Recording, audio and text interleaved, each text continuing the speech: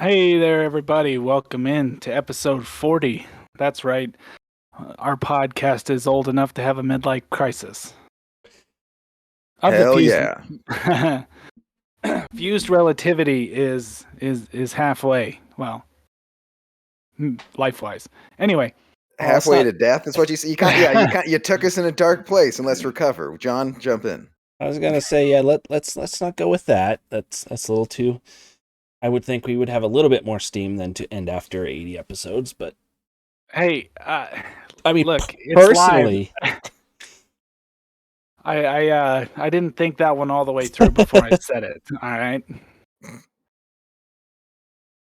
Well, Friday night, as usual.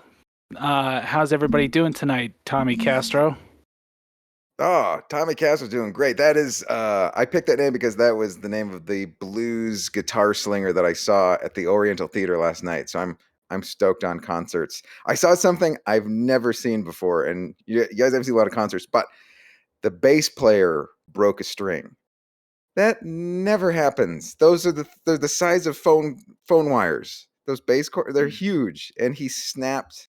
He had to, but the best part, like he literally had to go. Hold on, my bass player needs to go get his new bass. So the bass player had to go to the bus to go get his new bass. And while he did that, they played a different song. They rolled with it. They were pros. It was and the guy, the bass player actually had a good joke. He came back and he goes, "Yeah, it's okay. Just run to the bus and get your bass, and then run back in high altitude. No problem. I'm good. I'm fine." I'm like, that's a good Colorado joke, because if anybody has not from here and then and if you go trot anywhere, in the first, you're hurting. It's not work. You're not getting enough oxygen that you're used to. Yeah, especially if you're from sea level or anywhere that's not here. Right, but it was cool too, because at Anox, the dryness and stuff, like the singer, he was like, "Man, my throat, I'm having problems," and like he had the bass player like sing, but like once again, a pro doing it for 30 years, like he figured it out. Like you could see him, like after he'd sing a line, he'd kind of like turn away from the mic and like cough. You could see him struggling, but the show must go on, and he still killed it. He did 2 sets, play for like 2.5 hours, and it was just fun to be.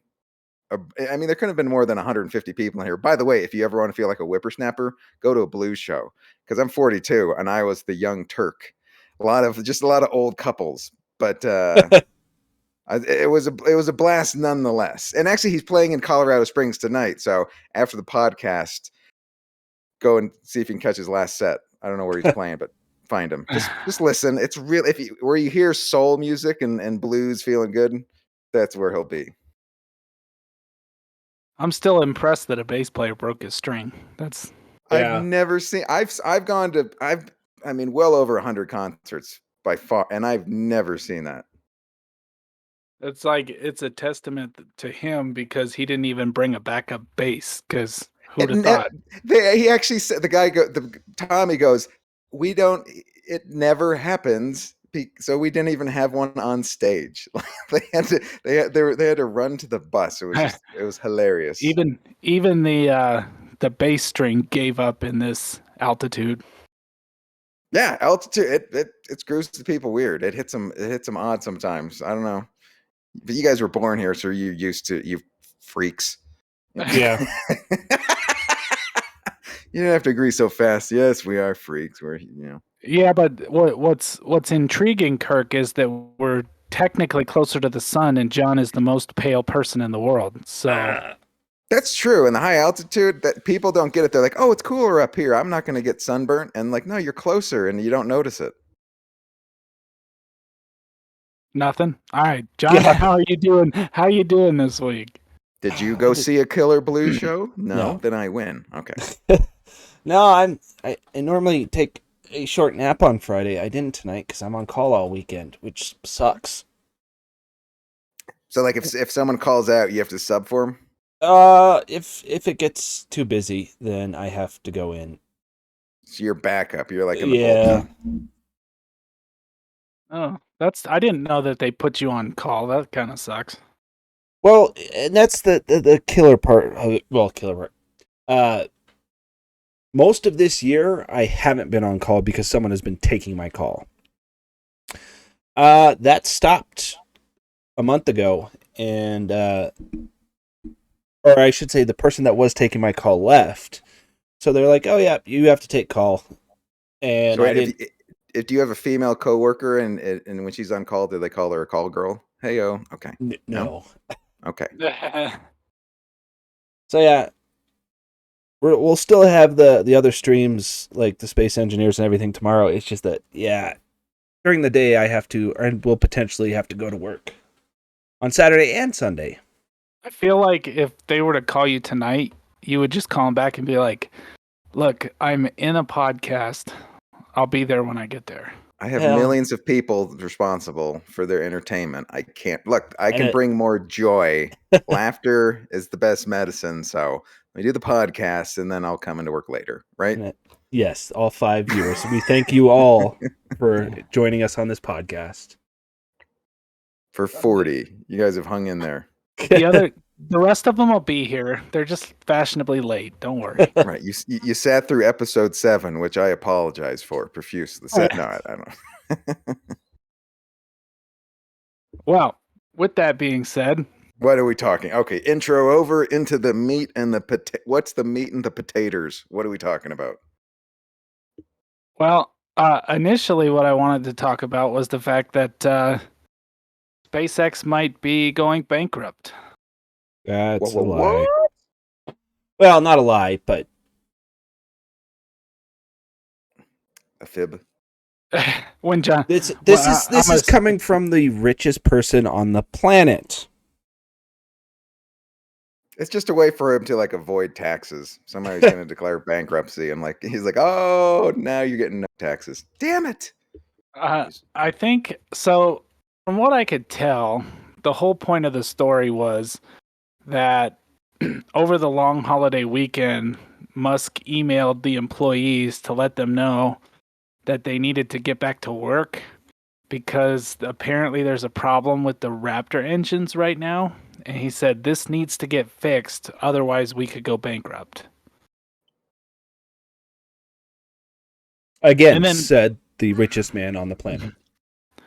well, and he did clarify his statement by saying something along the lines of, we're not going bankrupt right now, and it's not necessarily going to happen, but it technically it's possible. Like in 800 million years, I could run out of money. It could happen. This seems dumb. Yeah, it's a bit on the weird side. Well, and like the guys who become billionaires, there's a screw loose. There's something not normal about the way their brain functions and the way they interact with other humanoids. You know what I mean? So just the way this guy communicates with the world is just so it's just like the odd whims of this guy sending an email whenever. It's kind of like grain of salt. You got to take it with a grain of salt because this guy is, like I said, just his brain is different. interjection, John. I got it. Don't worry. You got it. Okay. All right. Just double checking. Oh, we have some space hackers or some spammers. Yeah. Flim-flammers, hucksters.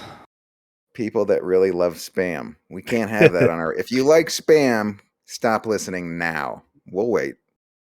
Oh, man. All right. We'll see you, Kirk. You like... of course you like spam. Of course he does. You put it under your arms as if you use deodorant, that's what you would use. You'd smear spam under your pits, and that would smell better. Sad. I know you're tired and you're defenseless, so I should let up.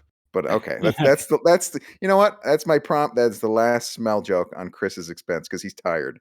He's just worked hard, so I am exhausted, but I will persevere, Kirk.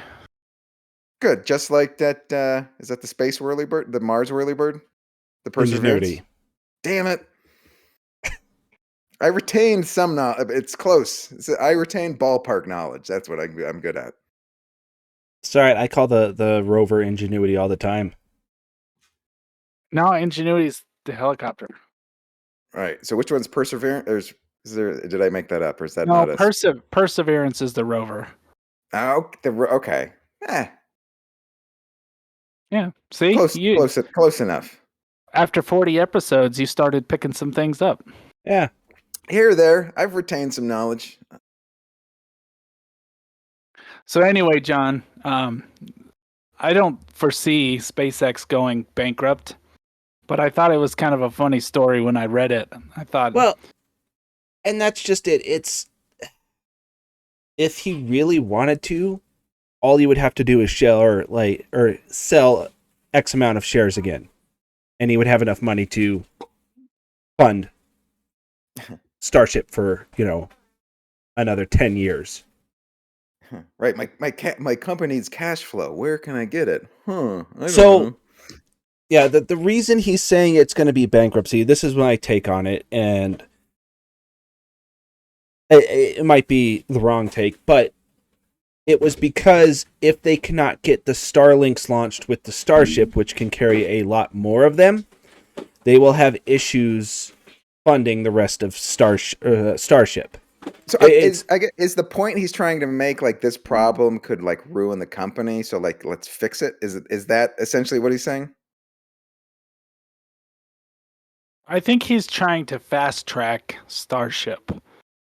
Well, Like without Starship, we're going in the hole. Well, they're basing everything off Starlink, which is the satellite internet. And Falcon 9 just doesn't have the capacity to get I'm assuming it's a heavier version of Starlink or an updated version or something to that effect.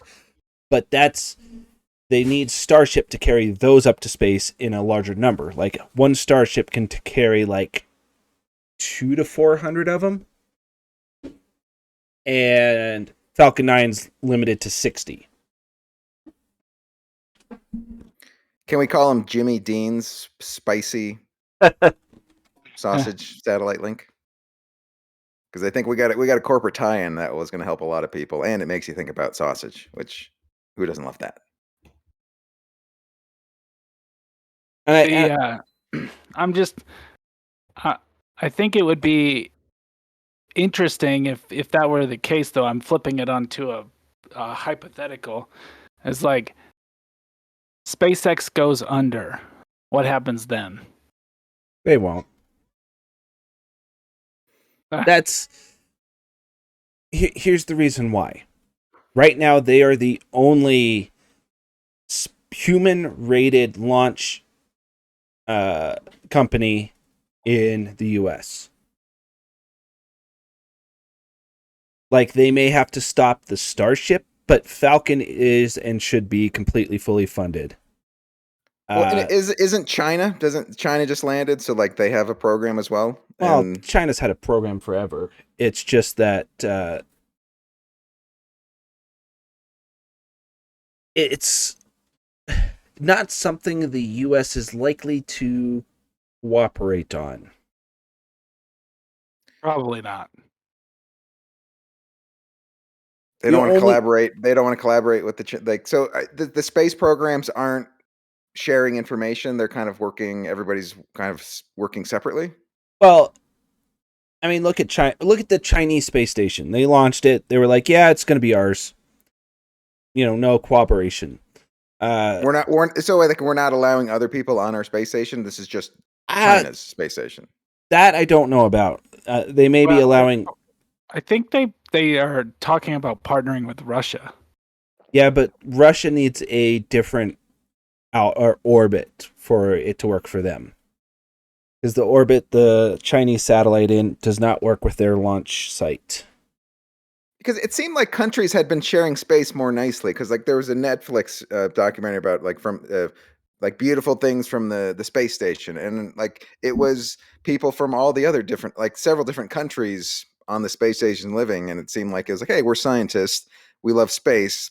It doesn't matter where we're from. So it seemed like that was sort of more, I don't know, hippy dippy or more, more pleasant in space. I mean, if you look at it from a grand perspective, the ISS is kind of like the white flag between US and Russia. It was like, hey, let's build something in space because we spent, 40 years fighting about it.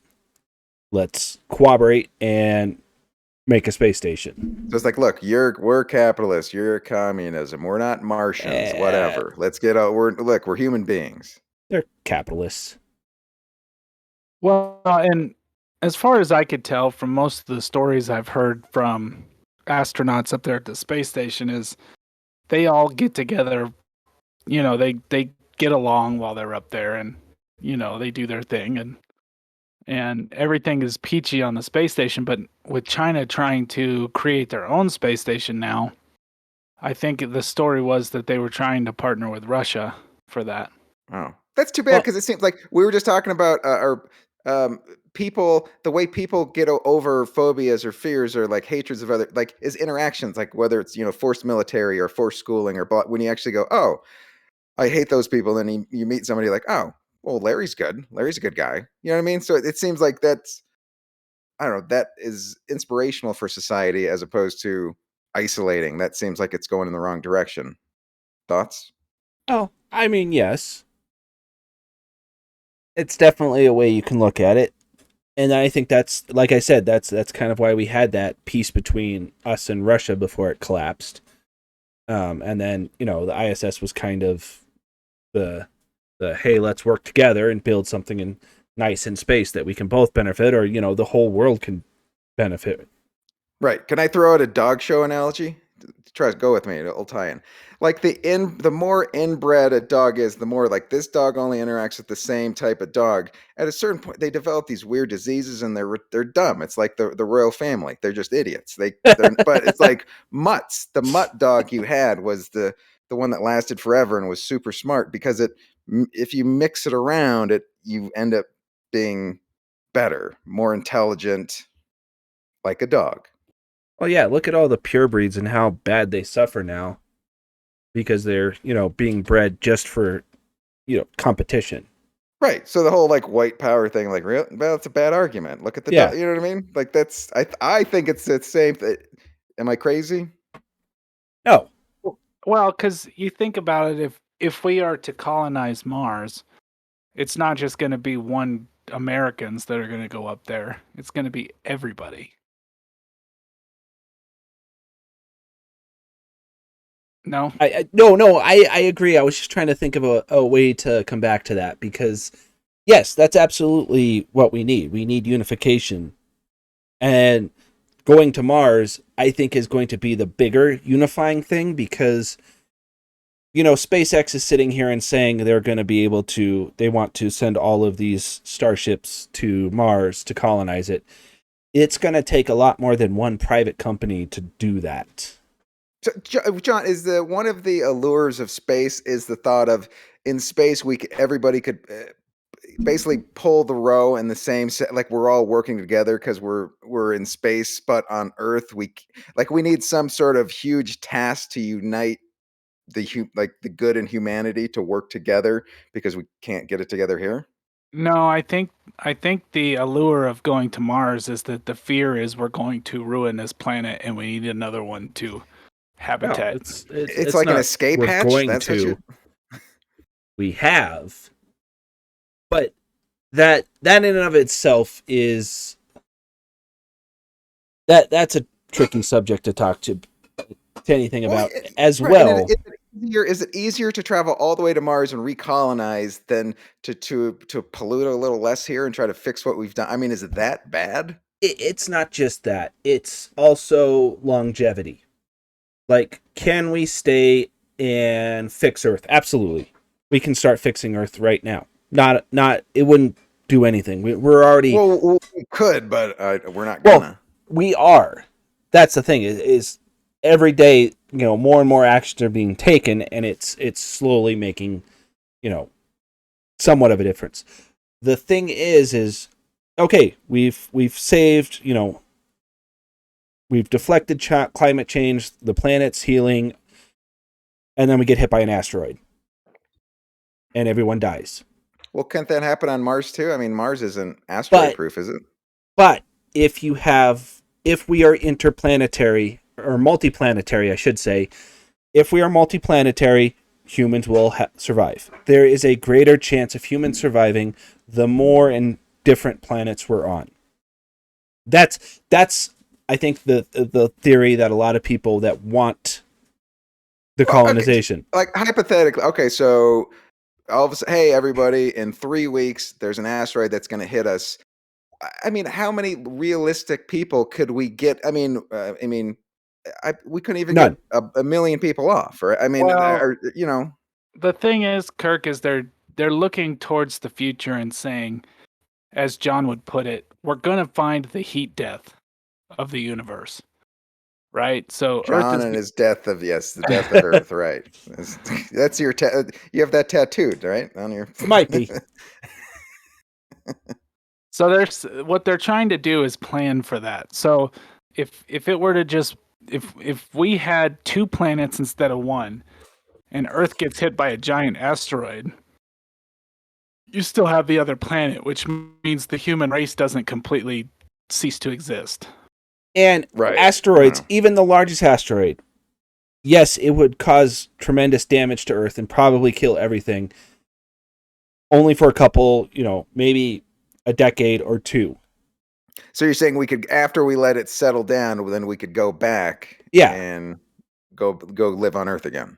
That's the thing, is like if you have multiple multiple places where you're living and one of them gets destroyed, you can still popularize. The only way the Earth will ever become inhabitable is if it is blown up. And Okay. if that's the case, most planets will just be bombarded with chunks of Earth, so nowhere is safe. It seems like it's just a way for the super rich to go, oh, where did you summer? I summered on Mars. Ooh, Yeah, but that is a possibility. That's a terrible plan. It's cold up there. well, and the thing is even if we got, hypothetically, even if we got Earth or Mars terraformed and we had it colonized and there were people living there, the back and forth travel between Earth and Mars would be detrimental in and of itself, because it's 7 months, or between 4 to 7 months in high radiation, high loneliness.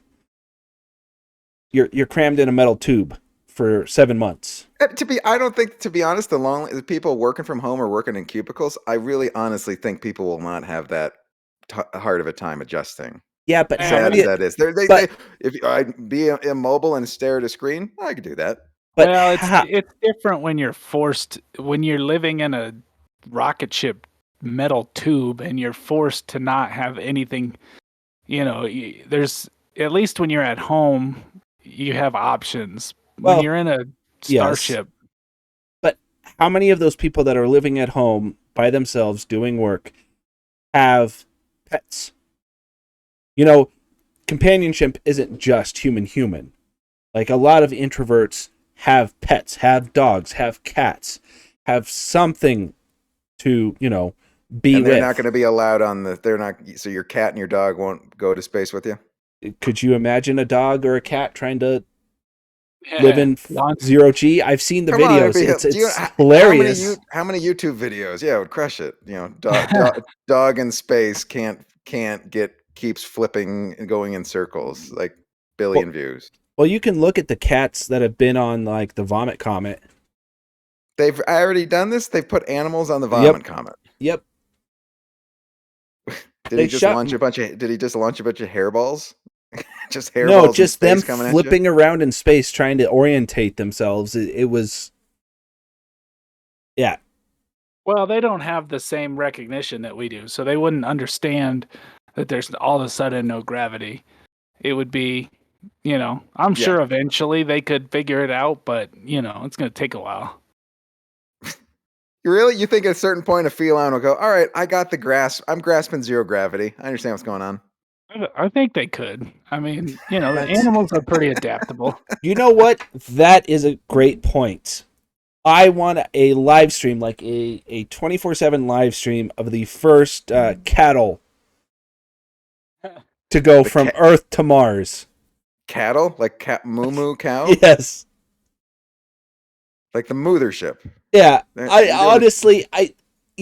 We're talking about this. I don't think it'll ever happen, because what will likely happen is we'll perfect like the what is it, like the vat grown meats, or the any of the meat replacement things that are being done right now, and they'll just take that to Mars.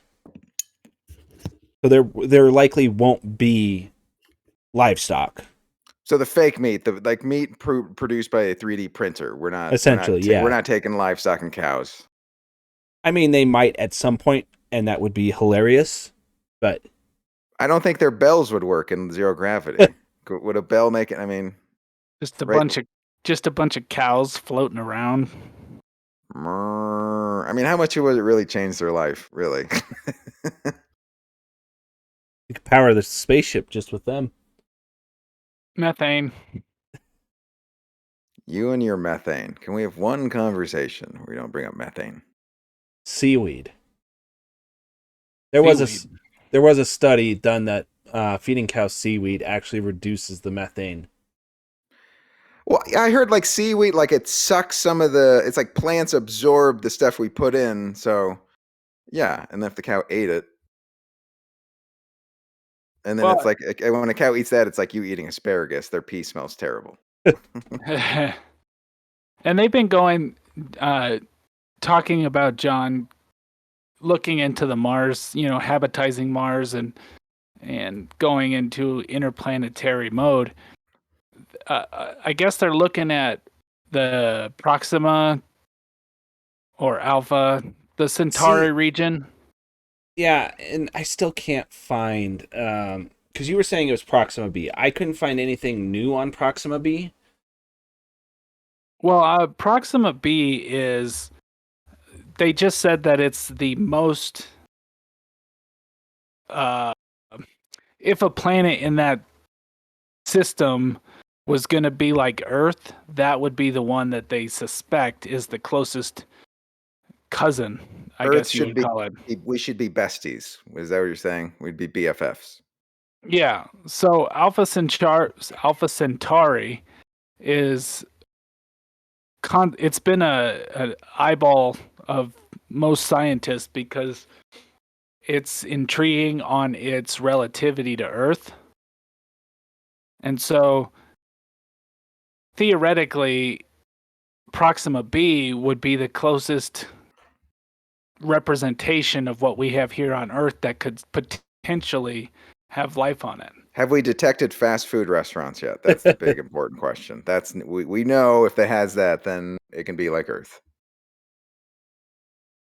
It's pretty far away. They can't really see it yet. Okay, so we're not getting coupons yet. I thought I read an article where they were sending there was some mission to study the exoplanets. The mission is called, I think it's called Telemar, if I remember correctly, something of that nature. And it's essentially they're trying to get a better look at it to see if it has an atmosphere, to see if it would actually be a habitable planet. The only problem is it's like with current technology, it would take 6,300 years to get there. I was just about to ask that because if Mars takes months, this takes how long would it take to get there? It's 4.5 light years. So 6,300 human years, Kirk. Wow. Longer than humans have been writing shit down. Yeah. So you could embark on that trip and you would go through many generations before someone actually reached that, which is still a good idea, like the generational ships that John spoke of, where group's, they set out on a travel fully knowing that they're never going to make it to their destination. So basically, you could be born on a spaceship, spend your whole life on that spaceship, and still not get to where we're like. You would just live and die on a spaceship. Yep. Wow. Yeah. I mean, the Jetsons made it look good, but that sounds depressing. Because not for nothing, when you look outside to space, it's dark and bleak, and it's got to be depressing. It's got to be worse than Seattle. Well, that's hence why they also want to do studies on mental effects of being in space. Like the trip to Mars is only 6 months, let's say. Well, they don't know if humans can handle the mental It would capacity of that. just take one person to kill everyone. That's Well, that's everywhere. See, I mean, Well, you can be no. you can be hacked apart by a homicidal maniac right here on Earth. It could happen. yeah, but if you have a ship that has 10 to 100,000 people on it, probably closer to like 20, 30,000, I think, one person in control that decides, yeah, we're all just going to go to sleep now and turns off the oxygen, what are they going to do? Opens a door. I love how your guys' first, you both go to instantly, how is everyone going to die? That's your brain. That's where both of your brains go to instantly, which leads me to questions about, like, I think that would be you guys. You would just snap and just kill everybody. No. I feel like no, any murderer is going to say that. Nobody, yes, you got me. I'm a murderer.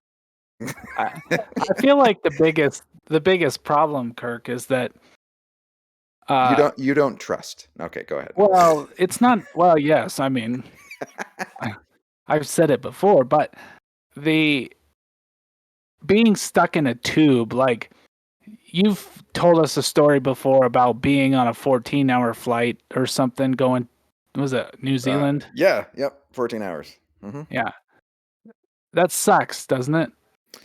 Right. It wasn't great. It was a lot of time to kill. So But now it happened. It was totally worth it. It was fun. You're jet lagged and exhausted, but it was worth it for 14 hours. now imagine doing that for 6 months Or 60 years. or 60 years. Yeah. I can't imagine. There's nothing you could do to mentally prepare that. I mean, even if you know it going in 60 years, you can't wrap your head around that. That's so. I can't even imagine. Other than and if you allow people to shop online and just if they can buy stuff on Amazon and just make the delivery guy go crazy, like you're flying to space, I can't get it to you in 3 days. Other than that, I really think the way people get on computers, I don't see it that far off. I mean, I really think it's idiocracy. If you feed them, if you give them, if they're entertained, if there's stuff to do, I think people will be fine with it because they're isolating already. And I think it's not like they planned it or anything, but it's like, how far off is it living alone, working at home, not interacting with many human beings to being on it? It seems similar. It seems like a hop, skip, and a jump. Yeah, but I think the gravity of it all, you see what I did there, is it's different when you're confined to a tube flying. I gotta get out of here. I gotta get out. Like getting an MRI. I've heard people say I'm supposed to get an MRI. I won't. I know it's good for my health. I'm not getting in that tube because I'll freak out. So that's the mentality.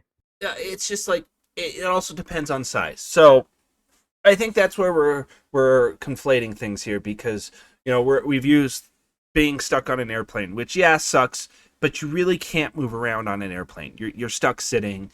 Sure you can stretch your legs and all of that, but you're sitting. Like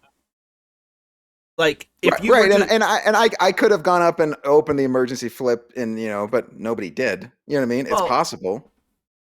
But could you imagine being crammed in a essential car and having to spend 6 months in a car going to Mars with 3 other people?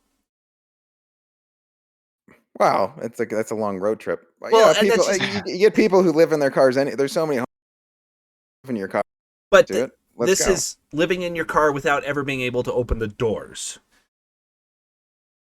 That is what it would be like to fly in current space technology to Mars. Well, you said like at a certain point, like thousands of people. Like, so I think when it gets to me, I'm almost picturing like a cruise ship in space. If you make it like that, if you feed them all day and let them wander around in the water slide, they'll be happy as pig and shit.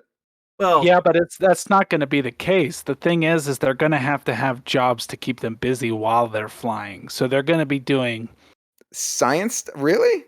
I would think so. See, and that's the thing is, we could talk about this, but it's just on something like that where everything is produced, in-house. Sure, you're going to have farmers. Sure, you're going to have, but it's mostly going to be just food production. Like if you were on a generational ship heading to space, really you only have the food production and the maintenance. What is everyone else going to do? TikTok They're not. Yeah, they're not. The Wi-Fi Wait. Could there be Wi-Fi on spaceships? Because if not, then people aren't. Okay, so it's not going to be like, hey, we're not picking up any Wi-Fi, because that would be a deal breaker for everybody. You're not going to get Earth signals.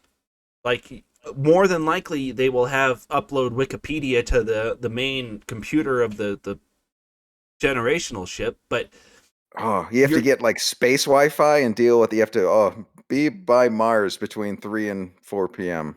But that's just it. Like people that are going to be on a generational ship are not going to have traditional. That's what I just remembered something. Are not going to have traditional jobs.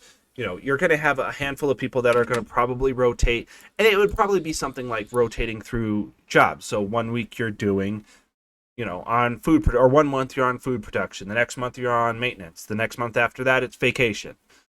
It would be a different style of living, because if and when you got to your point, you want everyone to be capable of doing everything in case something happens.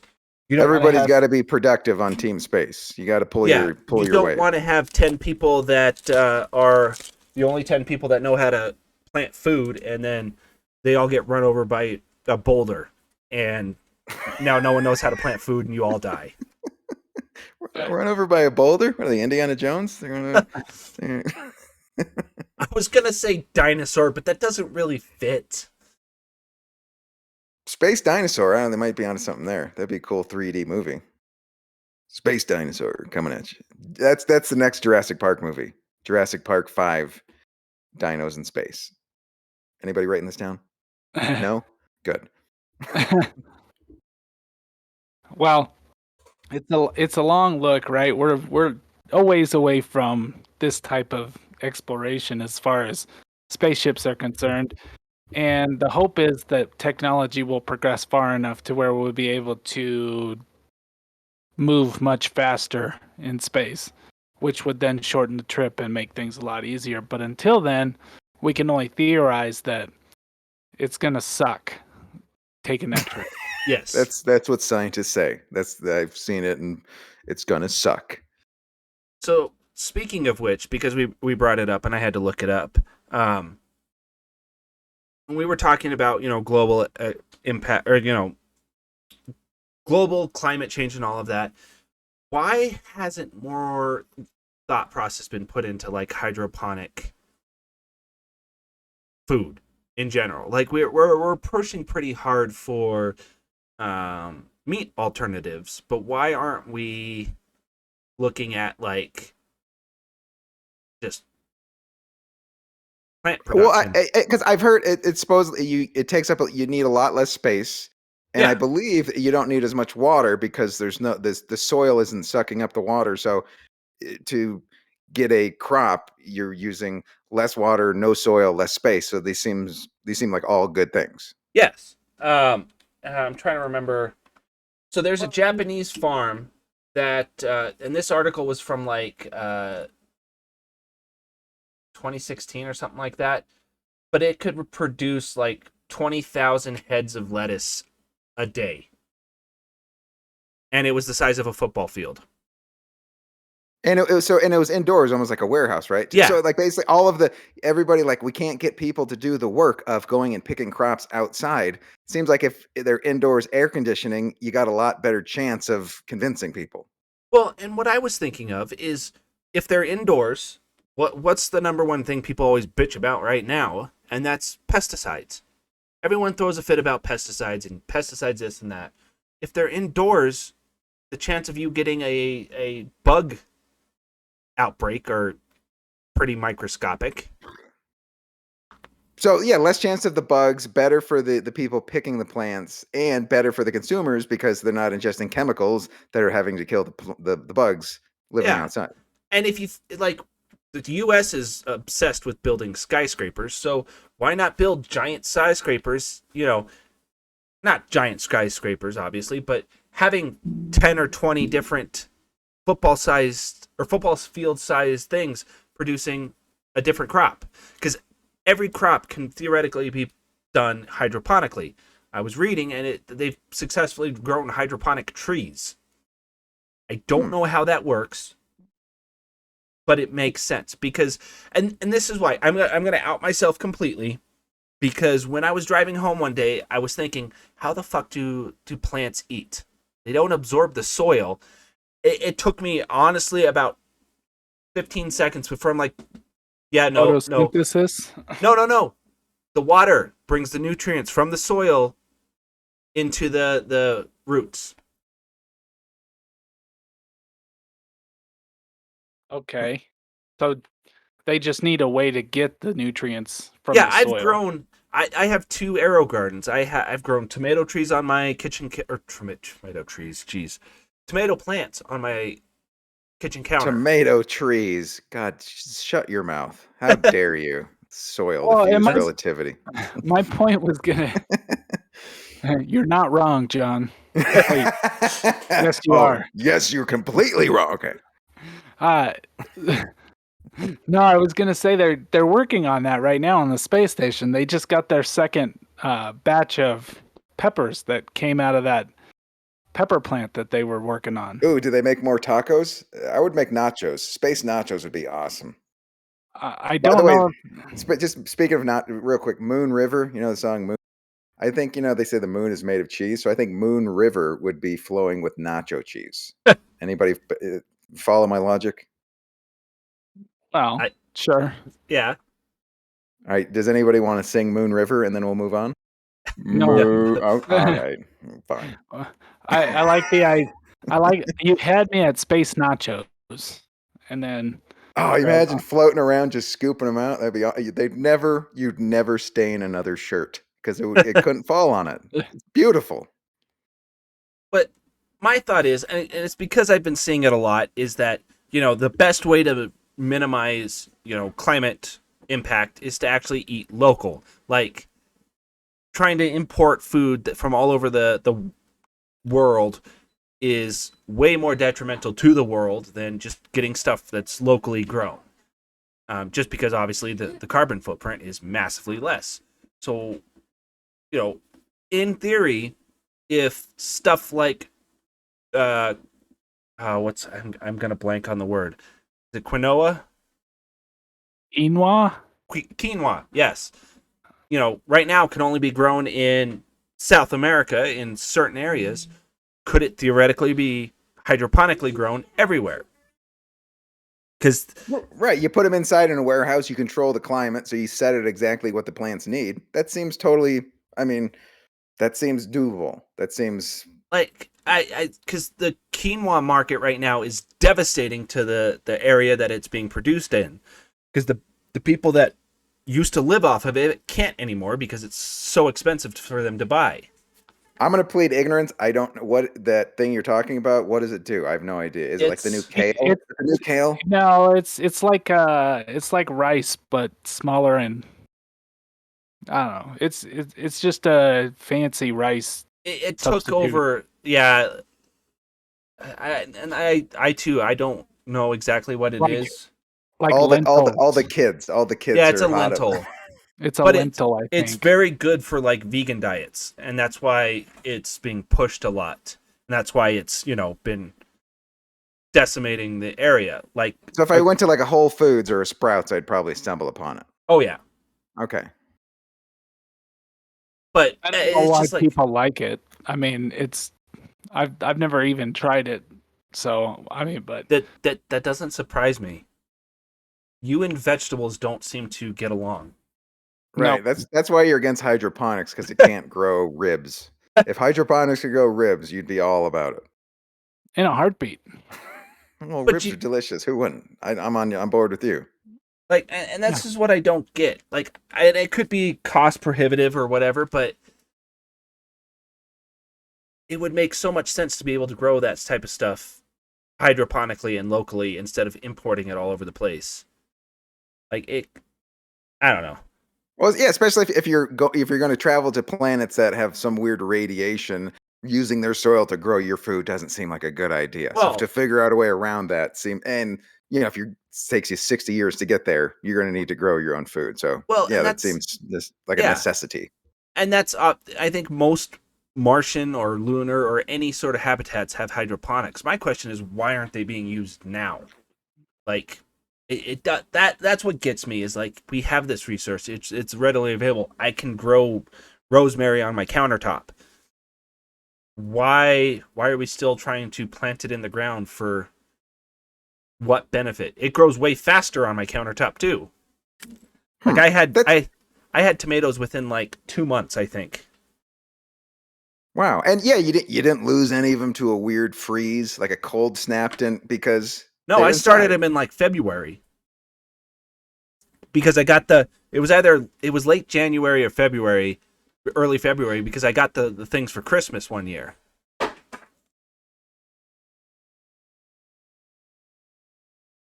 I don't think anybody has a good answer for your question as to why they're not doing it. Yeah, that's what I don't get. Yeah, because I keep hearing companies are building more warehouses, and like they're saying more warehouses are being built, more workers, because it seems like you could make a warehouse of hydroponic food. You know what I mean? It seems like you're setting it indoors, you're controlling the climate, and like you said, they grow much faster, so you could produce much more. It seems like business would get all over this and go, I can create more product without worry of season and having a easier time getting workers. This seems like I can't believe the business people aren't all over this. I'm assuming it's either cost prohibitive or they don't want to spend the money to start. And I could see things like corn and wheat being a pain in the ass to do in hydroponics, but it seems like some you'd have to pick the right ones, but it seems like there's certain ones that would be a better fit. And then almost like they have to be the first one to show it can be done, and then other guys will follow suit. Other companies will go, okay, it's been proven it can be profitable. The doors are open. Let's go. Like 20,000 heads of lettuce a day is ridiculously a lot of lettuce. I'm assuming it costs a good amount too, but it's still crazy. All right. Well, guys, crazy. let's jump over to Kirk's corner. Let's let him go crazy on some jokes. By the way, still no flies. Anyway, I know. Your day planner. I'm concerned because your day plan, it was all the way till the next year, so you're not going to do it until then. Work's been busy. All right, you've been saving people's lives or whatever you do in the medicine thing. Not to interrupt Kirk's corner, but what happens is work tires me out, and then I end up sleeping in when I would usually do stuff, and it throws everything off. Like ever since November, I've been thrown off just because it's been so busy. Well, I was talking to Chris, like you need 2 days off in a row. Like if you work and they give you 1 day off and then they make you you're recovering. You need 2 days off first day recovers and relax. And the second day you can actually be productive and get stuff done. But if you're only getting 1 day off, it's just not enough time. Yeah. I'm currently at 1 day off a week right now. That's why we talked about it. It's no bueno. Yeah. Okay. Well, not to depress you guys, but so let's zilly it up, and we're in Kirk's corner. Damn it, no more. Okay, so here's the premise. So we're on show 40. We've done it for show 40. So here's my predictions when we're at show 80. When we're at episode 80 of Fuzed Relativity, these are going to be the sort of the headlines. You guys, you on board? You understand? Yes, sir. Okay. And I did the math. Roughly, this will be like September 14th of 2022. So picture that's where we'll be. And here's the first prediction on September 14th, 2022. People on Twitter will be outraged about fill in some stupid nonsense. That is going to happen. Mark it down. Okay. Another thing, John will officially be labeled translucent. And he will attempt the first translucent people pride parade, but it'll fail because he realizes he'll have to go outside. So It was a good attempt though. What about Chris? You asked? Society is going to chip in and get Chris another vasectomy just to be safe. On the out, Ouch. you never know. And also, on this day in September, Chris will not stink, which will baffle scientists. And then the next day, he will restart his Cal Ripken streak. Cal Ripken streak of stink, which I love that phrase. Come on. That's an insult about you, and it's a baseball joke. So that hits close. That cuts to the bone, does it not? A little. Okay. Another prediction. On show 80, Shoop will bark at raccoons and loudly drink water. That will probably. That's for the people, the fans know what I'm talking about. All right, a couple more here. Cable news will be constantly babbling about the midterm elections and whether Bigfoot needs to get vaccinated. That's where news is going to be in September. Another one, the Denver Bronco fans will expect to win the Super Bowl, and when it doesn't happen, everyone and everything should be fired. All right, that is for Denver people, their babies. Hey, John, we got a space one for you. Bill Gates. You know what Bill Gates is going to do around show 80? What is he going to do? Bill Gates is going to announce his own space program called Space O. And then Bill Gates and Musk will play a game of space tic-tac-toe, causing the largest cats game of all time, bringing tears to all people allergic to cats. Come on, that was a long trek. Come on, where did we start and where did we end? Come on, It was a thinker, Kirk. All right. Two more, and then we'll go. But how about what's the next one? I will be planning on quitting my current job at SpaceX, mainly to annoy John. He's like, oh, why would you? You could go to. Nah, I'm tired of it. Bennett, I gotta go. And I believe this is the last one. Yes. Okay. The last one is okay. So hang with me here. On this day in September 14th, Jeff Bezos will have his throat cut by a rabbi.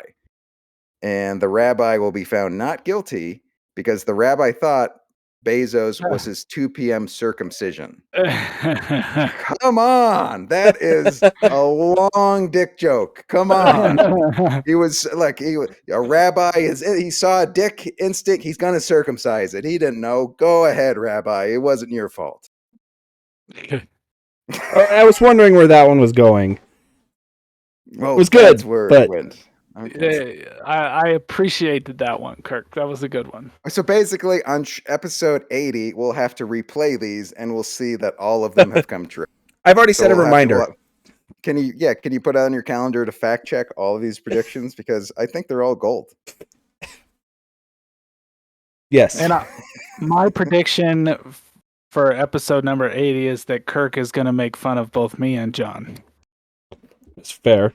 Well, that's what the fans expect. That's why they come here. I mean, a little space knowledge, a little 3D printing thing, and to make fun of you two knuckleheads. That's our commitment to you fans out there.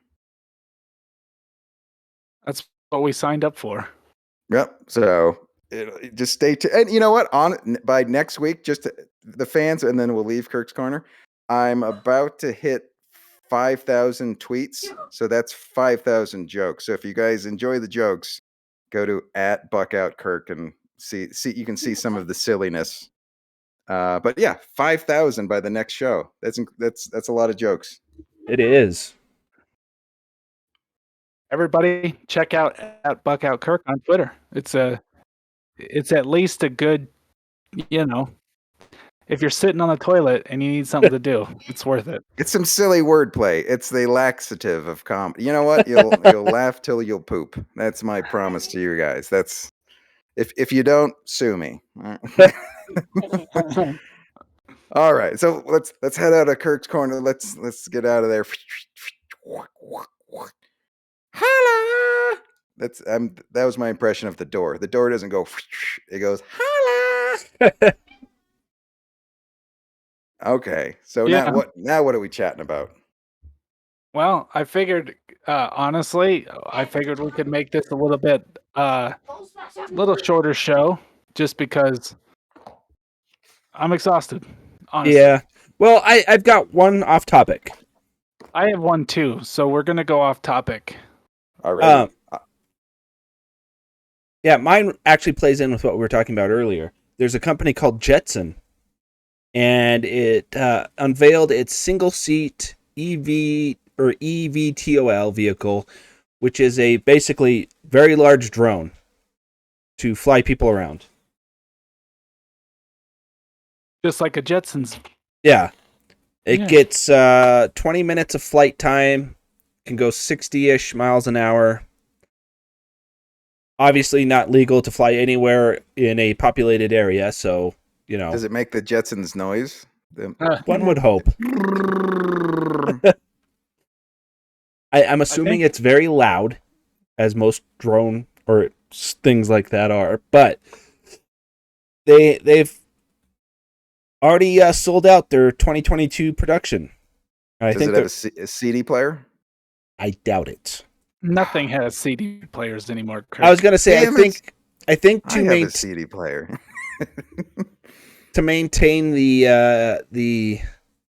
let me see. I hope this is. I'm not even gonna try. To maintain the ultralight, it's basically a frame with 4 motors or arms and motors, and then 8 blades. It seems sketchy because any drone I've ever tried to fly has immediately crashed. So I feel like that could be bad news for everyone. Here, Well, and that could be your drinking too. I mean, that's no okay. I'm just gonna show some pictures of it because I nice. checked. We got a slideshow. Yeah, it's a little drone. Huh. I feel like the only thing I can see with that right off the bat is don't point. Hey, look at that. Oh. Oh, I chopped my finger off. Ow. I don't know where. Oh, there it is. Hey, we're all stacked on top of each other. We're like a totem pole. Unfortunately, I can't show the side one there because it's not set up correctly. Guys, get off my shoulders. You're heavy. I'm going to tip over. Ooh, could you make it tip over? There we go. All right. There, that's better. So yeah. it's just a giant drone that you can sit in. Yep. Take you from point A to point B. Now, I don't know, we've talked about these before, but if they got the battery capacity and if they got the regulation and the autonomy, the safety features, this could absolutely replace cars. Finally, humans' chance to give payback to all the birds. Oh, you shit on me, I shit on you. Take that. Yeah. Hey, would they be flying themselves, or it's not like because drones, it's remote control. Other people are flying it, or it's just coordinates. But people would actually be inside flying themselves, I assume. I assume that's what this can do because I doubt they're putting the money into making it self-flying. Just due to but if they're working on self-driving cars, wouldn't they just be working on? It seems like that would be the safer way to go. If you could just program coordinates, then there's a lot less chance for pilot error if the pilot isn't flying, right? This is more proof of concept / working prototype. So I'm guessing, and that's the thing, is we're nowhere close to regulations that would allow this. So this isn't like in the hobbyist field or something. Yeah, like the guys that fly the RC planes. This is sort of but a step up. Yeah, this is an ultralight that you can go and buy an ultralight right now for under 10,000 and potentially fly around, out east where there's no population. Well, you could, but your wife would yell at you, I bet. if you didn't ask, that's going to be a conversation. Like there's a whole group of people that like paragliding. If you know what that is, it's yes. Yep. You get a parachute and a gasoline engine with a blade on, or a propeller on it. I kept calling it a blade; it's a propeller, and then you just fly. That's completely legal. You don't need a license for it. You don't need anything for it other than probably some training on how to fly and land. This falls into the same regulation. You could buy it tomorrow, take it out to wherever, and fly it around. in theory.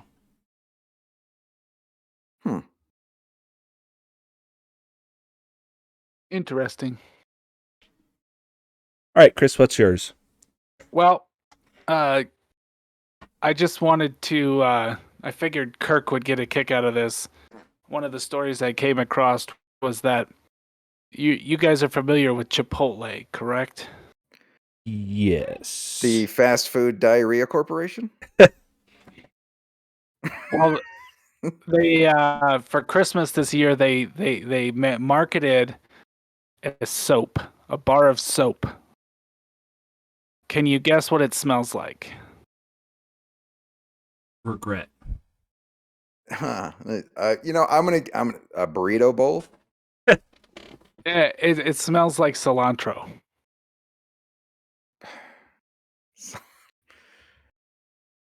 Wow. You know what? They've already sold out. Really? Yeah. I don't, if you're going to Chipotle on that regular of a basis, I don't think you're a bather. Is that mean? Yes. You don't care about your health. Obviously, you don't care about the scent you're putting off if you're going to Chipotle. I got a kick out of it because they said it was supposed to be funny because 4 to 14% of the general population thinks that cilantro tastes like soap.